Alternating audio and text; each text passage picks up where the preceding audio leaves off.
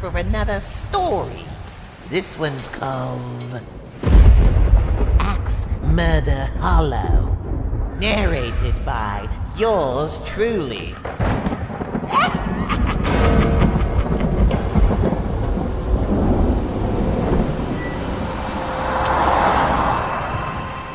Susan and Ned were driving through a wooded, empty section of highway. Lightning flashed, thunder roared, the sky went dark in the torrential downpour. "We better stop," Susan said. Ned nodded his head in agreement. He stepped on the brake, and suddenly the car started to slide off the slick pavement. They plunged off the road and slid to a halt at the bottom of the incline. Pale and shaking, Ned quickly turned to see if Susan was all right. When she nodded, Ned relaxed and looked through the rain-soaked windows. "I'm going to see how bad it is," he told Susan, and went out into the storm. She saw his blurry figure in the headlight, walking around the front of the car. A moment later, he jumped in beside her, soaking wet. "The car's not badly damaged, but we're real deep in mud," he said. "I'm going to have to go for help." Susan swallowed nervously. There would be no quick rescue here. He told her to turn off the headlights and lock the doors until he returned. Axe Murder Hollow. Although Ned hadn't said the name aloud, they both knew what he had been thinking when he told her to lock the car.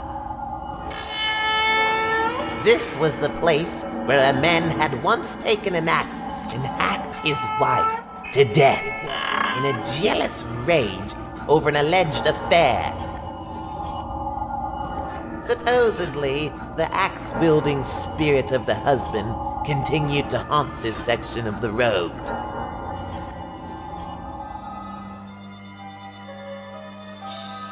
Outside the car, Susan heard a shriek, a loud bump, and a strange gurgling noise.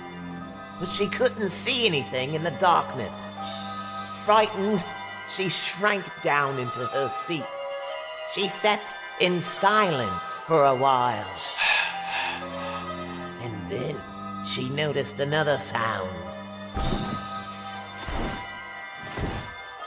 It was a soft sound, like something being blown by the wind.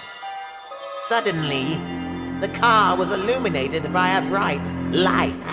An official-sounding voice told her to get out of the car. Ned must have found a police officer. Susan unlocked the door and stepped out of the car.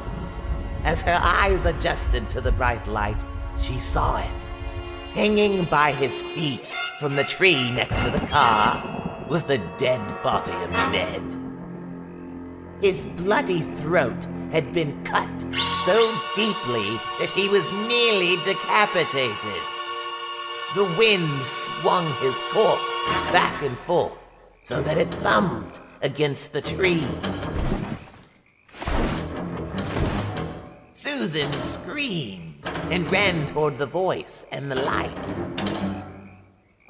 As she drew close, she realized the light was not coming from a flashlight.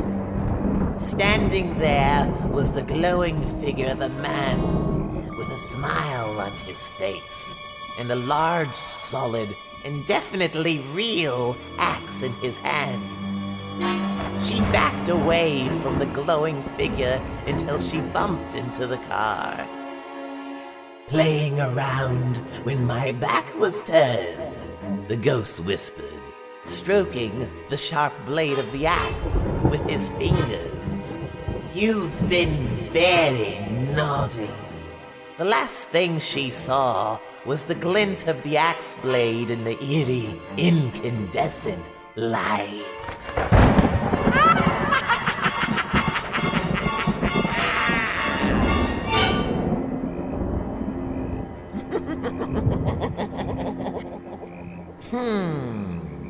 I wonder what happens to the poor girl. Maybe you can axe me later. But for now, I'm going to leave you hanging.